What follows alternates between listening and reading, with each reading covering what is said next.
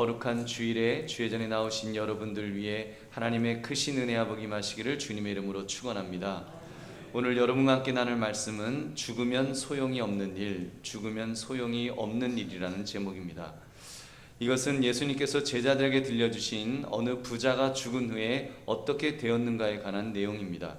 가만히 부자를 살펴보면 이렇게 이렇다하게 범죄를 저지른 그런 사람은 아닙니다. 그냥 잘 먹고 잘 살았는데 어느 날 집 앞에 있던 거지가 죽은 것처럼 그도 죽었다는 것입니다. 내 죽음 너머에 펼쳐져 있는 인생의 모습은 세상에서 보여지는 것과는 달라도 너무 다르다는 것이 오늘 예수님의 말씀입니다. 저는 오늘 말씀을 읽으면서 한 가지 풀리지 않는 수수께끼가 있었습니다. 구원이 무엇인가라는 이런 혼란스러움이었습니다. 부자가 천국에 가지 못했다는 것은 그래도 좀 이해가 되는데 거지 나사로가 천국에 간 것은 도무지 이해가 되지 않았습니다. 나사로가 도대체 뭘 했길래 천국에 갔을까? 예수님은 단순히 나사로가 이 땅에서 거지로 가난하게 살았으니까 천국에서 보상받는 것이다, 이런 말씀을 하신 것일까요? 무언가 구원 자체에 대해 약간 혼란스러워지는 것 같았습니다. 그러다가 깨달았습니다. 거지 나사로와 부자 사이에 큰 차이점이 한 가지 있는 것을 발견한 것입니다. 그것은 바로 거지는 나사로라 그 이름이 알려져 있고 부자는 이름이 알려져 있지 않다는 것입니다. 상식적으로 부자는 이름이 알려지는 것이 당연하고 거지는 당연히 그 모르는 것이 정상일 것입니다. 근데 지금 이렇게 정반대로 오히려 나사로의 이름은 알려졌는데 부자의 이름은 알려져 있지 않은 것. 여러분, 어떻게 된 일일까요? 여러분, 거지는 일단 하나님을 잘 믿었다는 것입니다. 즉 믿음으로 하나님의 자녀가 되었음에 틀림없습니다. 요한복음 10장 14절에서 예수님은 말씀하셨습니다. 나는 선한 목자라 내가 내 양을 알고 양도 나를 아는 것이라고 하셨습니다. 가난하고 병들었던 나사로가 하나님을 의식하고 하나님을 의지하며 얼마나 오랜 시간을 하나님께 기도했을까요? 오죽하면 하나님께서 그 불쌍한 거지의 이름이 나사로인 것까지 기억하고 계셨겠냐는 말입니다. 그러니까 천국에서 아브라함이 그를 맞아 주었고 그를 안아서 위로해 주었을 것입니다. 반면에 이 부자의 가장 큰 잘못은 하나님과 아무런 상관이 없는 삶을 살았다는 것입니다. 분명히 이 부자는 그 마을에서 최고 갑부였을 것입니다. 요즘 말로 말하면 신문지상에 이렇게 늘 떠들썩하게 나오는 재벌가 중에 한 사람이었을지도 모릅니다. 아마도 그 지역에서는 부자 아무개 하면 모르는 사람이 없었을 것입니다. 그러나 천지만물을 말씀으로 창조하신 우리 하나님과는 아무런 상관이 없이 세상의 것에 온통 마음이 빼앗긴 채 살았던 지극히 세상적인 인물이었습니다. 그러니 하나님 편에서 보실 때는 그냥 이 세상에 흔히 지나가는 돈 많은 사람 중 한 사람에 불과했던 것입니다. 여러분, 그 결과는 우리의 다리를 후들거리게 만들 정도로 확연히 다른 것이었습니다. 나사로의 죽음 너머는 천국에서 가장 행복한 삶을 사는 영생의 길이 준비되어 있었고 그 부자에게는 지옥이라는 가장 끔찍한 곳에서 가장 비참한 영벌이 기다리고 있었던 것입니다. 아마도 영적으로 예민한 분들은 예수님의 말씀이 얼마나 심각한 것인지를 아실 것입니다. 삶의 가치를, 우리가 인생을 어떻게 살아야 하는가를 고민하게 만들고 그리고 어떻게 살아야 할 것인가를 결정짓도록 만드는 귀한 말씀인 줄로 믿습니다. 여러분, 저는 오늘 말씀을 부자에게 초점을 맞추어 보려고 합니다. 왜냐하면 예수님의 말씀도 그 관심사가 부자의 이 안타까운 후회에 있는 것처럼 느껴지기 때문입니다. 그러므로 죽으면 소용이 없는 일이라는 제목을 가지고 우리가 죽기 전에 어떻게 살아야 할 것인가를 결단하시는 이 시간 되시기를 주님의 이름으로 축원합니다. 여러분, 첫째, 죽기 전에 자기의 가진 것을 나눌 줄 알아야 합니다. 이 비유에서 부자가 잘못한 것이 무엇이었을까요? 그는 많이 가졌음에도 불구하고 도움의 손길이 필요했던 거지 나사로와 아무런 상관이 없었다는 사실입니다.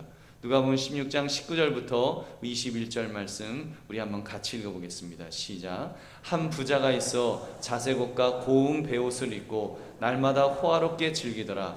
그런데 나사로라 이름하는 한 거지가 헌데투성이로 그의 대문 앞에 버려진 채 그 부자의 상에서 떨어지는 것으로 배불리려 하매 심지어 개들이 와서 그 헌대를 핥더라. 여러분, 부자는 자기의 부를 가지고 호화롭게 즐겼다고 했습니다.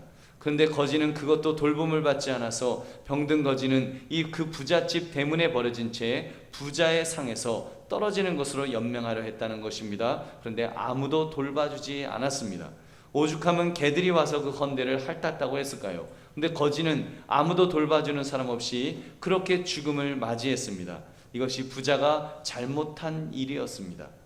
근데 여러분, 이 부자를 단순히 하나님과 아무런 상관이 없는 불신자로 우리가 볼 수가 있겠습니까?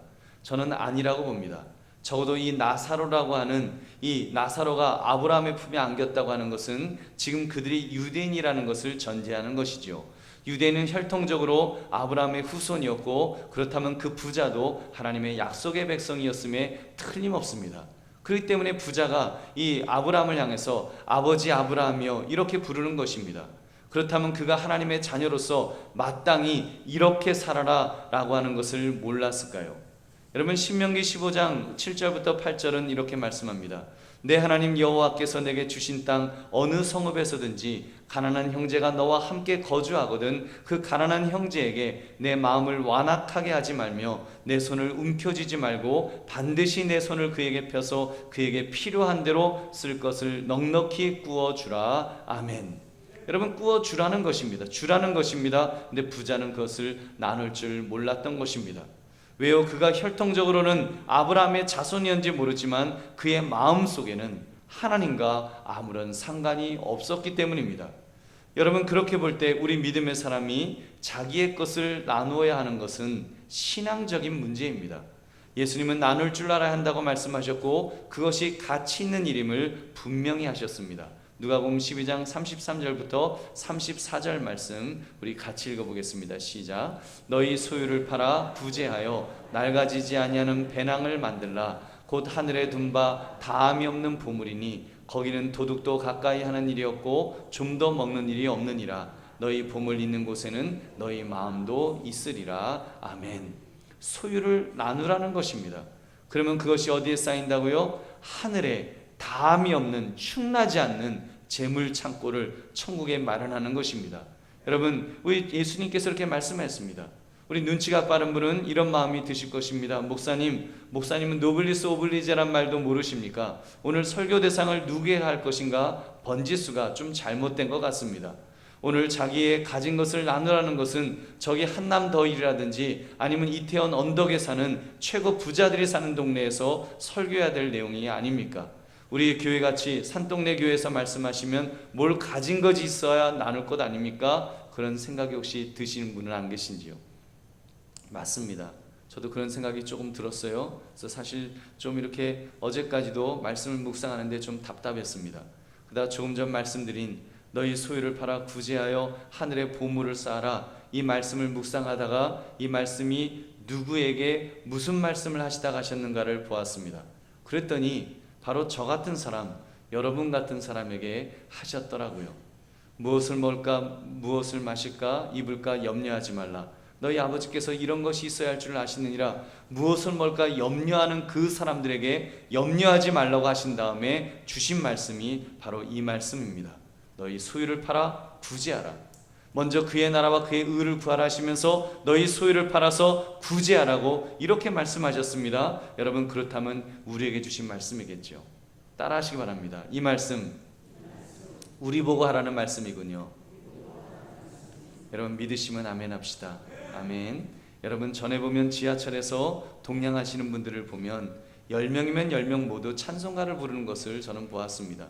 예수 믿는 사람 중에는 그런 얘기예요. 왜 하필이면 그 동냥하면서 찬송가를 불러서 예수님 망신을 주냐, 이렇게 생각하는 분도 계시지만 제가 보기에는 그렇지 않습니다. 아주 내 주를 가까이 하게 하면 그 부르는데 아주 구성지게 부르는데 아주 뽕짝 스타일로 부르는데 여러분 참 그래요. 하모니카를 불러도 꼭 찬송가를 부르더라고요. 왜 그럴까요? 그래도 예수 믿는 사람들이 그 찬송가를 들으면 자기도 모르게 그 손이 주머니에 들어가서 동전 꺼내서 주기 때문에 여러분 그런 것이 아니겠습니까? 사실 지하철 타는 분들 다 서민들이지요.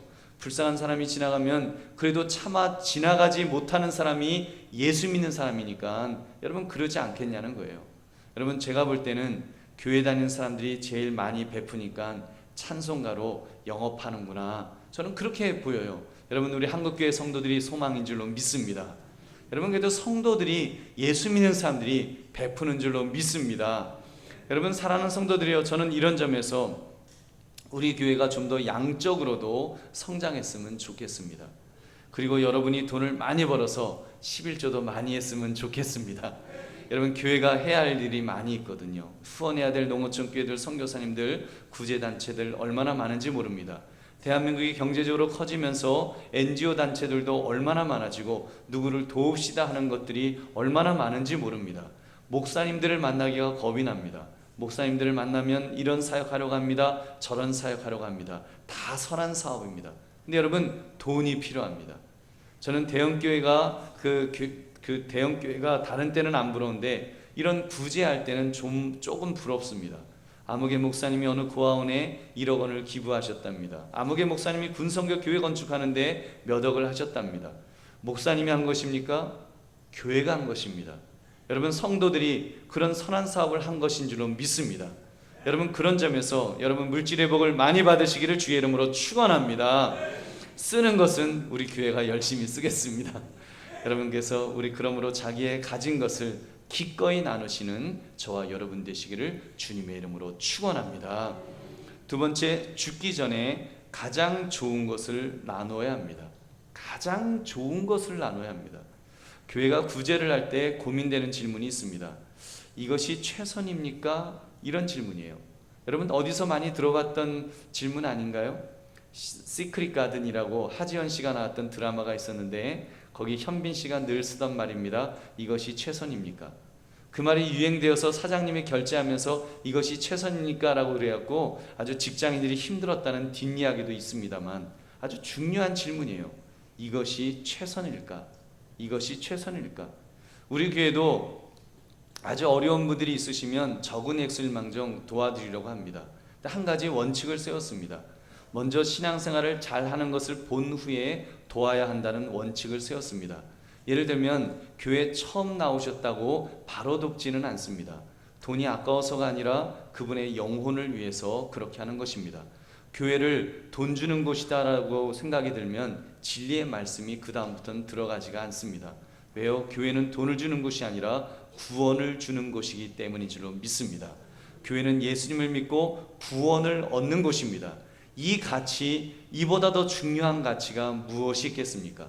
여러분께서 일단 그분이 어느 정도 신앙생활을 하신다고 하면 그때는 돕는데 교회 출석을 이렇게 하실 형편이 못 되어도 돕습니다. 실제로 몇 년째, 심지어 몇십 년째 그렇게 한 번도 교회 못 나오셔도 도와드리는 분들이 있습니다. 왜요? 나눔은 교회가 마땅히 해야 할 사명이기 때문입니다. 여러분 그런데 가장 좋은 나눔이 무엇이라고요? 영혼 구원. 여러분 이보다 더 큰 가치는 없습니다. 보십시오. 이 부자가 아브라함에게 했던 부탁을 들어보시기 바랍니다. 27절 28절 말씀. 이르되 그러면 아버지여 구하노니 나사로를 내 아버지의 집에 보내소서. 내 형제 5이 있으니 그들에게 증언하게 하여 그들로 이 고통받는 것에 오지 않게 하소서.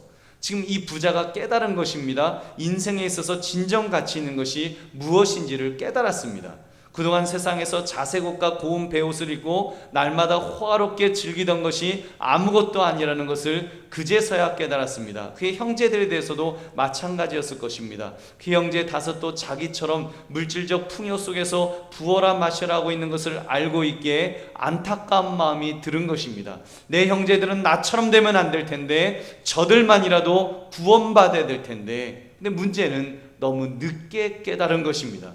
죽은 후에는 아무 소용이 없습니다. 살아있을 때 생전에 심장이 뛸 때 기회가 있는 것이지 죽은 후에는 아무리 후회해도 돌이킬 수 없습니다. 분명히 기억하십시오. 믿음은 살아있을 때 유효한 것입니다. 믿음은 이 땅에서 살 때 결단할 수 있는 것입니다. 이미 지옥에 던져진 후에는 아무리 후회해도 소용이 없습니다. 사랑하는 성도들이여, 믿음의 사람은 이 진리를 살아있을 때 깨닫는 사람인 줄 여러분 믿으시기 바랍니다. 여러분 그 대표적인 인물이 사도 바울이었습니다.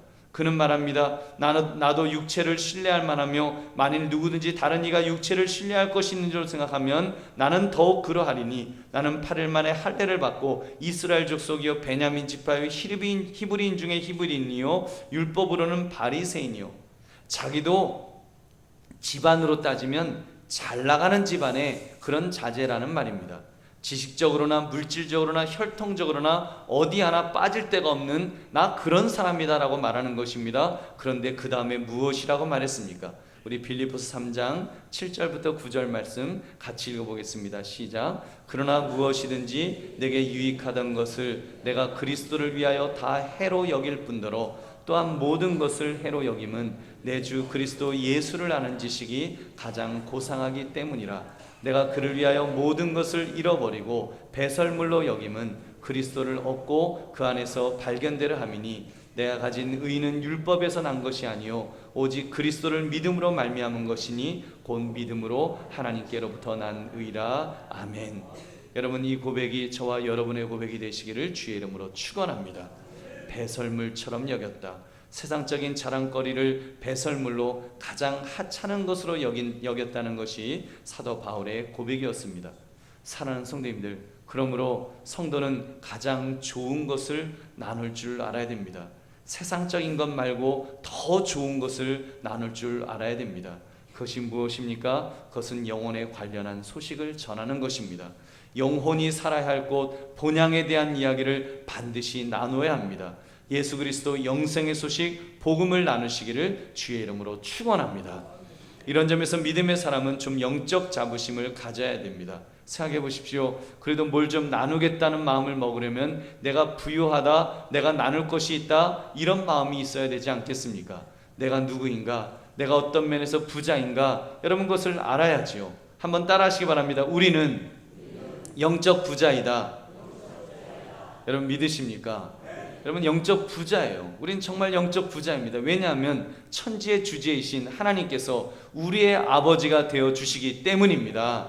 로마서 8장 15절부터 16절 말씀. 너희는 다시 무서워하는 종의 영을 받지 아니하고 양자의 영을 받았으므로 우리가 아빠 아버지라고 부르짖느니라. 성령이 친히 우리의 영과 더불어 우리가 하나님의 자녀인 것을 증언하시나니. 아멘. 우리가 하나님의 자녀인 것을 성령께서 친히 증언하신다고 하셨습니다. 여러분, 삼성의 이건희 회장이 왜 부자입니까? 그 아버지가 이병철 씨였거든요. 지금 이재용 부회장이 왜 부자입니까? 그 아버지가 이건희 씨거든요. 우리는 하나님의 자녀이기 때문에 영적으로 가장 부자인 줄 여러분 믿으시기 바랍니다. 그러므로 마음껏 베푸십시오. 하나님이 책임져 주신다고 말씀하셨습니다. 마태복음 6장 4절. 내 구제함을 은밀하게 하라. 은밀한 중에 보시는 너의 아버지께서 갚으시리라. 아멘. 갚으신다 그러셨습니다.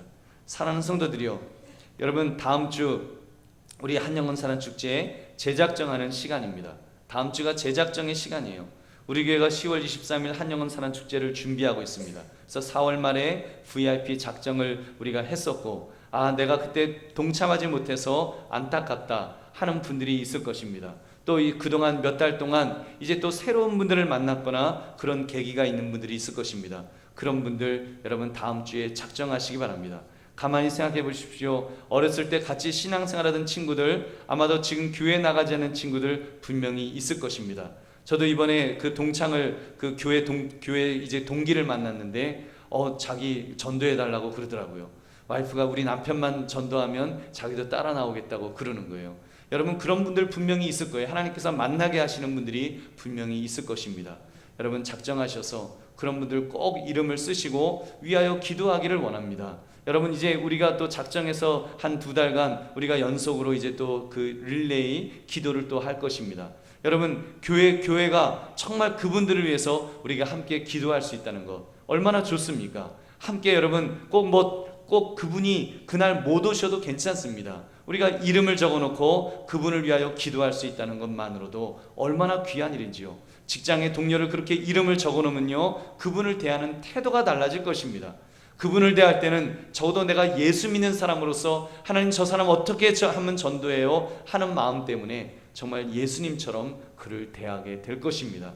여러분 그래서 교회 잘 다니는 사람 우리 교회로 오라고 하지 마시고 안 다니는 사람 여러분 작정하시기 바랍니다. 그래서 그분들이 다시 결단할 수 있도록 기회를 주십시오.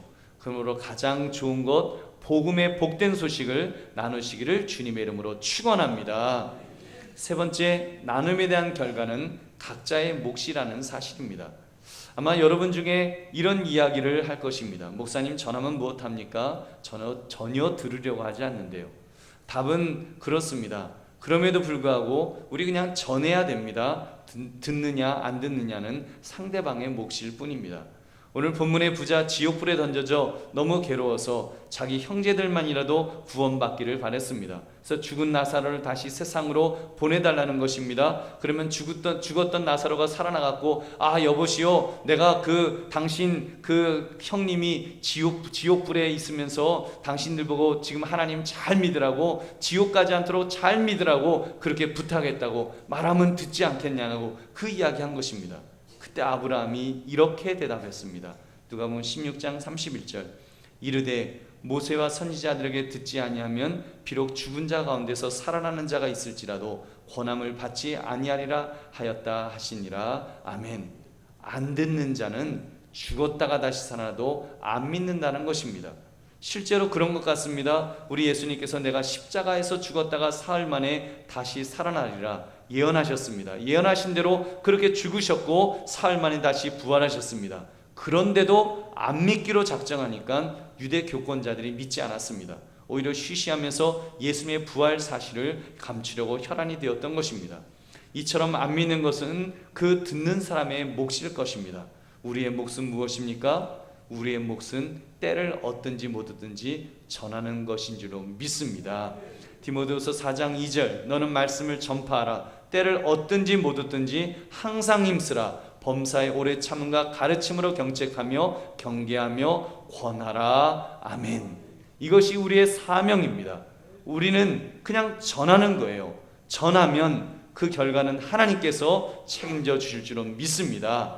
로마서 10장 17절에 보니까 그러므로 믿음은 들음에서 나며 들음은 그리스도의 말씀으로 말미암았느니라. 믿음은 들음에서 나는 거예요. 우리가 전해야지. 우리가 침묵하면 그 사람이 믿음이 들어갈 기회가 없는 것입니다. 우리가 전하면, 우리가 복음을 증거하면 여러분 그 사람의 마음속에 믿음이 들어갈 줄로 믿습니다. 여러분 우리가 주의 복음을 전하면 여러분 정말 성령께서 역사하시는 것입니다. 아마 그래도 안 믿겨지면 안 믿어질 거예요. 그런다고 정말로 믿겠습니까? 죽은 나사로가 살아나서 이야기도 안 믿을 인간, 그 인간은 안 믿는다는데 내가 전한다고 되겠냐고 분명히 그런 마음이 드실 거예요. 저는 그 말을, 이 아브라함의 말을 뒤집어서 생각해 봤습니다. 죽은 나사로가 가도 전도해도 안 된다고? 그걸 뒤집어 봤어요. 그 말을 뒤집어서 보니까 여러분 한번 따라 하시기 바랍니다. 내가 전하는 복음은 죽은 자가 살아나는 것보다 능력이 있다. 여러분 믿으십니까? 죽은 자가 살아나는 것보다 능력이 있어요. 이건 제 말이 아니에요. 하나님의 말씀입니다. 그렇게 안 해도 괜찮다는 것입니다. 꼭 죽었던 나사로가 살아나야만 그 사실을 보고 믿는 것이 아니라는 것입니다. 우리의 복음, 우리가 가진 복음으로 충분하다는 것입니다. 모세와 선지자들의 말씀으로도 충분하다는 것입니다. 그렇습니다. 더구나 우리가 가진 복음, 이 복음은 능력이 있습니다. 우리가 다시 살아나지 않아도 우리 주 예수 그리스도께서 다시 살아나신 줄로 믿습니다. 부활하시고 승천하셔서 하나님의 우편에 계십니다. 그리고 그분께서 우리에게 돕는 자 성령 하나님을 보내주셨다고 말씀하였습니다. 우리가 복음을 증거하면 성령 하나님께서 역사하실 것입니다. 그래서 구원받을 백성을 모두 구원해 주시는 것입니다. 요한복음 10장 28절 29절, 내가 그들에게 영생을 주노니 영원히 멸망하지 아니할 것이요 또 그들을 내 손에서 빼앗을 자가 없느니라. 그들을 주신 내 아버지는 만물보다 크심에 아무도 아버지 손에서 빼앗을 수가 없느니라. 아멘. 모두 구원을 주신다는 것입니다. 여러분 우리가 구원받지 못하는 사람, 저 사람 구원받지 못해, 그런 걱정할 필요 없습니다. 우리가 판단할 것 없습니다. 우리가 저 사람 예정됐다 예정되지 않았다 말할 것 없습니다. 우리는 전하는 것입니다. 우리가 전하면 여러분 하나님께서 역사해 주실 줄로 믿습니다. 우주 만물을 말씀으로 창조하신 하나님께서 여러분 우리가 기도하고 우리가 전하면 하나님이 역사하시는 것입니다. 불가능한 것 같은 그런 기적도 일으켜 주시는 하나님이신데 여러분 그 영혼을 구원하지 않으시겠습니까? 우리가 정말 선한 마음을 가지고 우리가 안타까운 마음을 가지고 작정하고 그 VIP 이름을 쓰고 위하여 기도하면 하나님께서 그 일을 이루어질 줄 믿으시기 바랍니다. 여러분 몇 년째 안 나오셨어도 괜찮습니다. 우리가 또 하면 됩니다. 또 작정하고 기도하는 것입니다. 또 작정하고 기도하는 것입니다. 그러다 보면 하나님께서 언젠가 그 영혼이 구원받을 날을 분명히 주실 줄 믿으시기 바랍니다. 사람은 할 수 없지만 하나님은 하실 수 있으십니다. 하나님은 하시는 분이십니다. 여러분 그렇기 때문에 우리는 그 놀라운 그 구원의 사역에 우리가 동참하는 방법 다른 것 없습니다. 전하면 됩니다. 전하기만 하면 됩니다. 여러분 그 축복된 일에 마음껏 쓰임 받으시기를 주님의 이름으로 축원합니다. 말씀을 맺습니다. 죽으면 소용이 없는 일 이제 확실해졌을 것입니다. 내가 소유한 것들 지금 나누지 않는다면 무슨 소용이 있겠습니까? 죽은 후에는 나의 소유 아무것도 소용없습니다. 여러분 특히 가장 가치 있는 것 영혼과 관련된 영혼 구원이야말로 반드시 우리가 나누어야 할 것입니다. 이 영혼 구원의 복음조차도 내가 죽으면 할 수 없습니다. 또 상대방이 죽어도 그 전도 대상자가 죽어도 할 수 없는 일입니다. 지금 내게 기회가 주어졌을 때 또 그 사람이 지금 살아있을 때 죽기 전에 우리가 지금 하는 것이 중요합니다. 그러므로 이번 한 주간 내가 전도해야 될 대상 내가 그 사람을 마음에 품고 기도해 줘야 되겠다. 그런 분들을 여러분 마음에 품으셔서 VIP 태신자로 품으시고 우리가 함께 기도할 수 있는 그런 저와 여러분 되시기를 주님의 이름으로 축원합니다. 우리 오늘